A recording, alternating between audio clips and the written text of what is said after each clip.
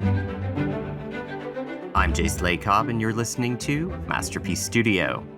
All Creatures Great and Small is a show about veterinarians, so it's no surprise that their animal co-stars get a lot of the limelight. She was absolutely fine, running around on the drive when she just suddenly seized up and sort of toppled over onto her side, gasping and drooling. I've given her the once-over, but I can't seem to find anything. Doesn't sound very pleasant. How old is she? She's too old for it to be epilepsy, if that's what you're thinking. From in-clinic visits with cats, dogs, and parakeets to distant farmyard inspections of horses, cows, and more, every episode of the series is packed with animals. Hello, little ladies. Hello. Hello.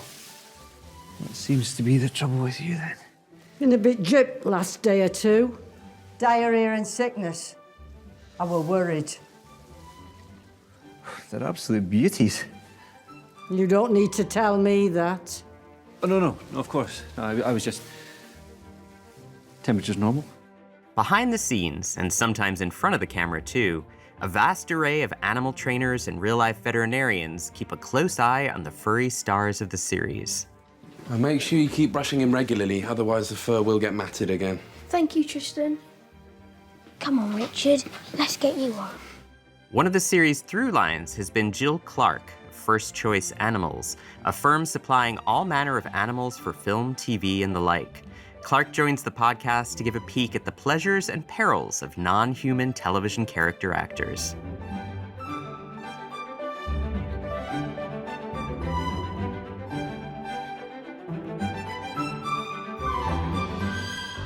And this week, we are joined by All Creatures Great and Small animal handler Jill Clark of First Choice Animals. Welcome. Good afternoon. Before we get into any specifics with All Creatures Great and Small, I'd love to know, how did you get into this aspect of the entertainment business specifically? Many years ago, I used to run a dog club with my ex-husband, a dog training club. And a very dear friend of mine, who wasn't at the time, but knocked on the door, came in to see us and said, "Can you train the dog to bite the postman? Because we're doing an ad campaign for it." And I said, yeah, that's fine. I can do that. And I went off and did the job, and I have never looked back since. That's and that amazing. Was 43 years ago. And she's still one of my closest friends. That's amazing. I love that. Yeah. I mean, what was it about early work like The Bounty with Mel Gibson or Legend with Tom Cruise that made you realize then that this was what you wanted to do with your life after training the dog to bite the postman? I just fell into it completely naturally. It was just being in the right place at the right time. It was the ideal job for me. I've always been an animal lover. I didn't grow up with them because my parents were quite wary of them. But it was something I had never even dreamt of doing. I didn't even know that the job existed. But after that, I just fell into it, and it is my dream job. And I couldn't think of doing anything else. I mean, so that dog then was the first animal that you trained. What was the first non-canine animal that you trained? So I went on to Legend, and we had just about everything there. We had rats, mice, chickens, and we had a brown bear on it. Pigeons, lots of pigeons. There were lots of birds flying around, foxes, deer, just about absolutely just every animal you could think of, every woodland animal. We had badgers, minor birds, and that was it. Well, I started working with those. A true menagerie then. Absolutely. On that first one. Yeah, that's amazing. So you run your company with your son, Dean, who's now a second-generation animal handler. Did he then grow up around the animals wanting to follow in your footsteps? Or was he hesitant? Not at the time. Very hesitant at the time. He always came second to them, both my children did, because Christmas Day, the animals got out, and we had to go and find them. The horses had gone to church. I had to go out and find them. So it was, he always came second to them. And so therefore he didn't really have much compassion for them because he wanted to go off and do other things, and the animals always came first. A complete change around now, and now he's the one that, he wants to carry the business on. What was the thing then that changed for Dean that made him say, actually, I do love animals and I do want to work with these animals? Well, he went through quite a rough time and moved away from the area and came to stay with me. And he just said one day, "I'm bored. I'm coming to work with you." And that was the starting point. We went off and worked a dog together. And then he went off and he worked a load of rats the following week. He said, I quite like this. It's not as boring as I thought. And that was that. He was off. And since then, he works all the big animals. He works the horses and the cattle. And I just get stuck with the little things. I do the dogs, the cats, the reptiles. He's not a good reptile lover, so I get to do those. All Creatures Great and Small obviously revolves around animals, a whole lot of animals, in fact. Yeah. How familiar were you with the James Herriot memoirs or the original 1970s series ahead of this? I of course, watched all the originals. So I used to be glued to them. That was my era. Sunday night television, we were always watching it. Always. That was just, part of our world, just to watch that. So I knew the stories. I'd read the books. But Dean has gone into it quite blind. He hadn't read the books or seen any of it, so it was quite for him. I mean, what sort of unique challenge does All Creatures Great and Small then offer in terms of working with animals? Given, as we said, that we're not just talking about, say, a dog or a cat, but often rats or a herd of cows or a pregnant horse or any number of animals at any given time could show up. We go through the scripts and we have compound where we keep all our animals. And as we go through the script, we'll either add to it or send them back to their various farms that they came from. So we keep them with us. So we're pretty set up. So if we do need a herd of cows, we've got them there. In England, we have a lot of problems moving animals around the country. We have to go definitely by DEFRA regulations. And we have to follow those to a T. So that is always quite difficult. Is that due to TB? It is, yes. It's so the government can keep control of where all the animals are. Any cloven hoof, which are the horses, the goats, sheep, pigs, anything with cloven hoof. So they know exactly where it is. So they can control spread of disease should it happen. But we're very, very careful, and we have all sorts of biosecurity in place just to cover the local farmers and to cover our own animals, because we have to be as clean as we can, so we don't bring any diseases from anywhere. That's 2 I've lost now.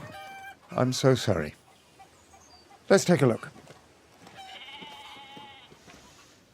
Temperature's normal. Yeah. There's definite evidence of gastritis. That's what Mr. Herriot said. My best guess is they've ingested some sort of irritant, but I can't see anything in here it could be. He said that and all. I'll do a post-mortem on the calf and order a lead estimation test. He's done that too, hasn't he? Aye, he has. I mean, it's interesting that with the TB regulations, given how prevalent bovine TB is in this series on All Creatures. So what are relationships like then with local farmers on whose land your livestock are moving? What kind of relationships do you have with the locals? Really good. Yeah, really. They love coming. They love it because, they're all Yorkshiremen. They all grow up with James Herriot. So to have them filming on their own land is quite something for them. So they do enjoy it. Before this next question, a brief word from our sponsors.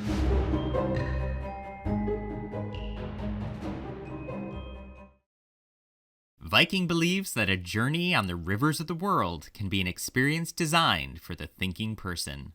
Viking, exploring the world in comfort. Learn more at Viking.com. This series introduces a number of new animals, including a piebald rat named Volanel, who becomes a companion for Siegfried after he wins him in a drunken bet at the pub. Breakfast will just be a minute. The rat's yours, I presume. Ah, yes. I do now recall. Do you? Not particularly, no. What goes into casting a rat? Just the temperament. As long as you can pick them up and they're happy when we first get them. We do have 3 of them, but Sam actually knows his rat. You cannot fob him off and give him one of the others because he knows that rat intimately. So, but we did buy 3 just in case somebody gets a bit poorly. But we buy them for their temperament, and we just keep working with them. I have a lot of grandchildren, so I use them as crash test dummies. So they have to play with the animals a lot, just so they're used to it. They get a lot of handling, a lot of care, and a lot of attention when they're at home, because that's where the majority of our training starts at home. So we just, as I say, spend a lot of time. It's all time and patience. Time and patience, I would imagine. Yeah. You mentioned temperament with rats. I mean, how temperamental are they as performers? Are they easy or difficult to train compared to other animals? I love rats, and rats are very clever. They make absolutely super little pets. They're real sweeties. They're a nice little animal. I would prefer a rat to a guinea pig. I think they're just cracking animals. I think every kid should have one. They're smart. They are clever. They do learn quite quickly. It's not Volanol doesn't have to do an awful lot, but if Sam puts his finger in and he jumps, and say he's asleep and he jumps, he's not going to bite him. The temperament's there. It's incredible to me. I mean, a lot of animals are food motivated into performing and hitting their marks. Yes. But some seem more uniquely suited to performance than others, like Derek, who plays the much loved Tricki Woo. I mean, what is Derek like in real life, and how has he dealt with fame? Yeah, Derek's a diva. He's at home. He potters about. He minds his own business. He doesn't get involved with the others. He's just a cracking little dog. I don't know anybody that doesn't like him. He's just a real cutie. He's a smart dog. But when he's at home, apart from having to have I try and keep up with his baths. He lives his life alongside the other dogs and the horses and the goats. And he'll come over and say hello to them, and then he'll just potter off back again. When he's not filming, he's pretty down to earth, then, is what you're saying. Oh, God, yes. Yeah, he has to be. I mean, at the end of the day, he is a dog, but he is my family. He is a family pet. So he just mixes in. And I've got 12 dogs here, and they're just all jog along. They're quite happy. I've just moved, so I've got a more space for them all. And we just spend all our days out in the yard, out in the fields, just pottering about. And Derek's there as well, getting absolutely rotten, coming in looking like God knows what. Looks like he's dragged through the hedge backwards, but he likes life. A good little kid. He's a lovely little dog. Oh, I love it. Which member of the cast has Derek taken a shine to the most? Is there one? He loves all of them, but I would say probably Callum. Oh. I think Callum and Tricki and Derek have a love affair. They really do. I never wanted to admit to that, but yeah, I think Callum's the one. Oh, I love that. The role of Mrs. Pumphrey was recast after the unexpected death of Diana Rigg as Patricia Hodge stepped into the role. Was there any concern on your part that Derek might need to adjust to Patricia, or is Derek just such a consummate pro that he just sort of went with it? No, he's quite happy wherever he goes and whoever you leave him with. He's as good as gold. And Patricia absolutely adores him. Really, really, really. They both did. Dame Diana did as well. But with Patricia, they're a couple made in heaven. They're a really good match, and they do idolize each other. Given how closely Derek worked with the late Dame Diana and now works with Dame Patricia, I mean, what sort of relationship do you, as Derek's trainer, form with those actors that are working so closely with him? Dame Diana, not so much, but Patricia, she was just my best friend when I was there. We spent hours just nattering, and we have a very, very good relationship. Is it true that Derek gets a turn in the makeup chair before shooting begins? Yeah, he was the first one in the chair. He has because his face is so black, he has a little bit of makeup put just across his nose, which just so his eyes show up a bit more. Yeah. That's incredible. I mean, has Derek ever turned up his nose at a direction that has been given to him? Never. He's just a pro. He's a pro. Yeah. Yeah, he's good as gold. Not surprisingly, this being Yorkshire Dale's farming territory, dogs are a big part of Siegfried and James's veterinary practice. Dachshund Frankie, I know, was another hit with the cast of All Creatures. Yes. Where did Frankie come from? Frankie was bought for me in 2011 by a very good friend of mine, and he came over from the Czech Republic. He was 8 months old by the time he got to me. He was a funny little thing. Some days he liked people, another day he didn't. But he went into the world of filming and just accepted it.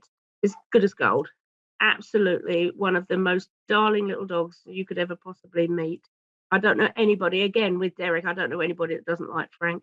He's getting a little old man now. He's got very old because he's coming up 12. He's got a little grey beard. He's certainly slowed up a lot, but he's still here, fighting to get his place in the middle of my bed, and winning. And winning. Golden Retriever Ernie, who plays Jess, is another favorite among the cast, and Ernie replaced George, who sadly passed away at the end of series 1. Is it true then with Ernie that Callum is always angling for more screen time with the Golden Retriever? Yes. Just because he's such a nice dog. I mean, he's gorgeous. And anybody would be. He goes in with this humongous bundles of energy and just likes to show himself off to the best of his ability. Sometimes he just preempts everything, but he just loves life. And it just shows in the show now. It really shows what a happy, outgoing dog he is. And he just loves to be with everybody. Certainly with Callum and Anna, he seems to have taken a shine to them. And how are you today, Rock? Oh, he's grand. Hey? Yeah, he looks it. He's always excited for his walks with Jess. Sure he is. You know, we care a great deal about Jess. She's a part of the family. And we'd hate for her to get hurt. Well, I can assure you, Rock cares a great deal about Jess, too. And we would never do anything of the sort. Good. That's good, then. In this week's episode, we also meet another dog, Florence's Dalmatian Daisy, who's treated by Tristan as she struggles to breathe after swallowing a small pebble. And she requires a quick procedure to save her life. How did you train this dog to behave just how the director required? This is my Angelica. I trained her to lie flat on the floor, and then we trained her to lie flat on the table. And then we just carried that on by lying flat and then having somebody hold her head up, then somebody holding her mouth.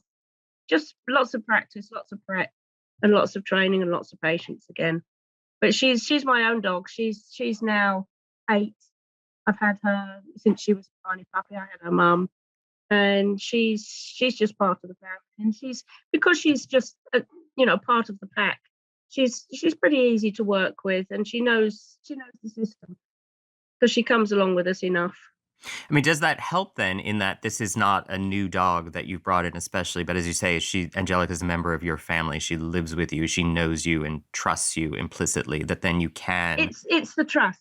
Yeah, it's the trust thing. They have to trust you because you come into that situation and, they didn't really get a say in it. We just, cast them. But we have to have 100% trust with them that they're not going to get hurt in any way, that we're going to look after them, and they're going to have fun when they're there. Because otherwise, it's just not right. It's not part of my job to upset any of the animals.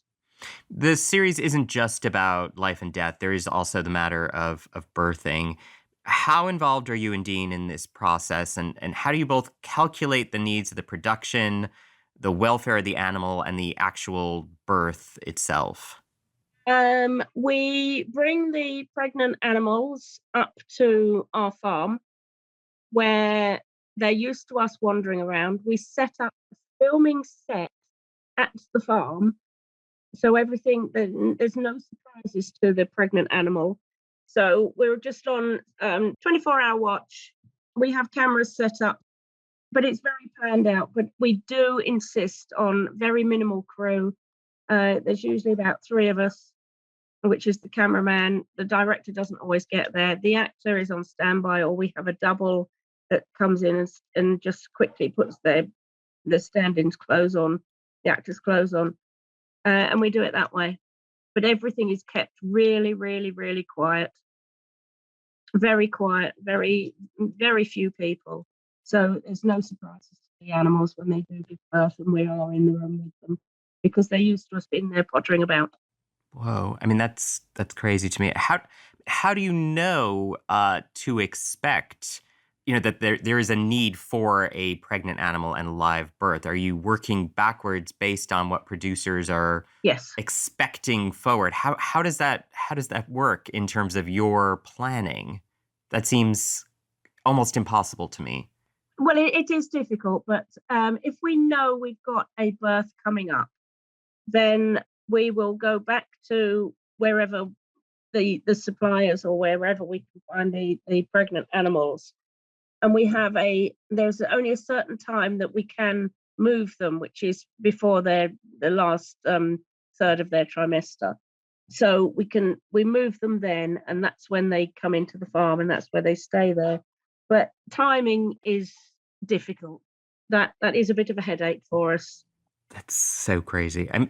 This week's episode also finds James Herriot struggling to figure out what is poisoning a herd of calves on Kate Billings' farm. Mm-hmm. Is this a similar situation where you are sort of setting up a shoot with multiple calves in pens ahead of time and swapping out actors? Is that sort of, again, this part of this sort of TV making magic that you're talking about? Yeah, well, they go over there 6 days before we start shooting, so we have to then start looking after them in their new place and set up everything so they're used to their new accommodation. And yeah, and that's we have to work it that way. As I say, the timing is always difficult. It's a constant headache, because then a few days later you're going to want the calves somewhere else. They did, I think they did multiply them a little bit, because we only had 6 calves. So I think we did get some a bit of filming magic in that. The magic of television in the end. Yeah. The animals are often swapped out with very lifelike replicas for very specific procedures and the like. How does production deal with that swap? When does the facsimile come in and the live animal go out? That's difficult. We had a prosthetic neck for Angelica, the Dalmatian, when they were actually going in to do the incision. So we had Jelly on the table, and then as soon as they went to go to put the knife in, that's when we swapped her out and put the smaller piece of Dalmatian Stuffy in her place. So yeah, because we don't actually ever carry out any of the treatments on the live animals.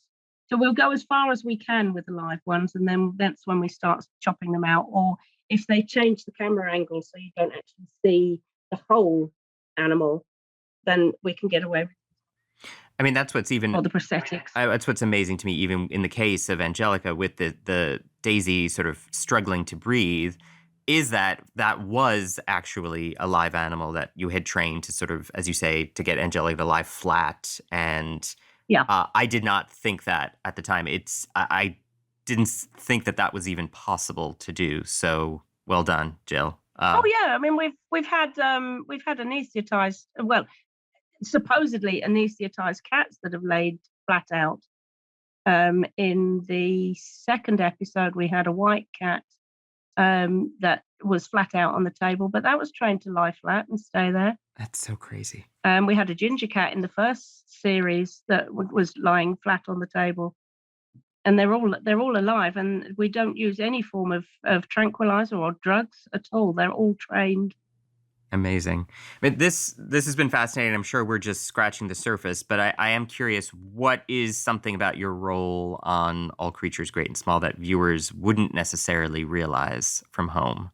I think it's the fact that there is somebody up there training the animals to do the actions, and they're not just being treated by a vet. I think so. Some people would be quite surprised at what we actually can get the animals to do. like the poorly cow that had fallen in the river. Dean had trained that to limp and to hold its leg up. Oh, wow.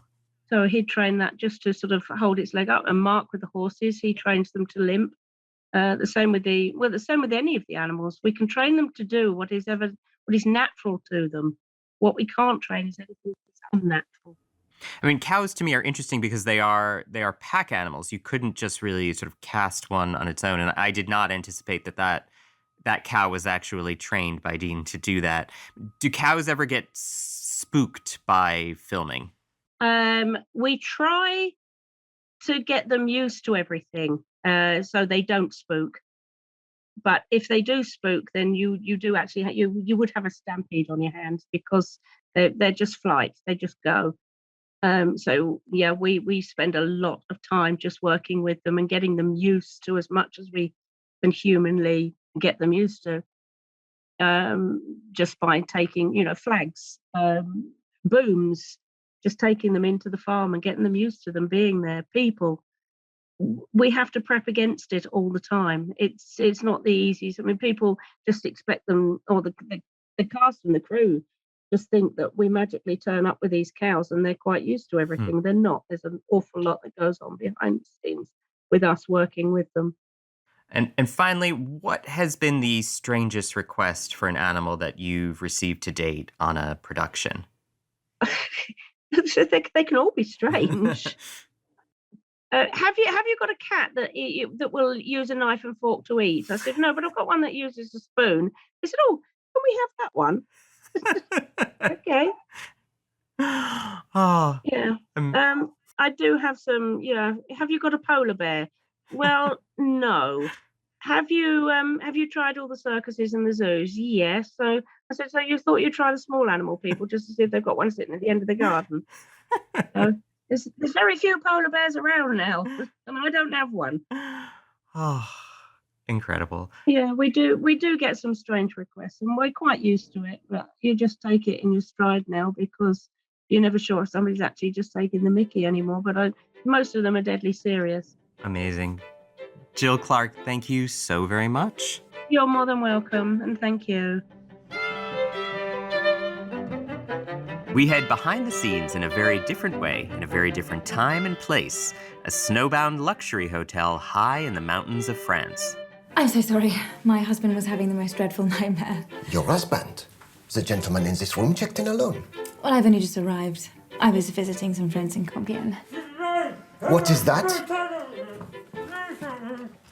20 francs to walk away and ask no more questions. Miss Scarlet and the Duke creator, head writer, and for the first time director, Rachel New returns to the podcast January 22nd for a look at what she learned the first time she stepped behind the camera.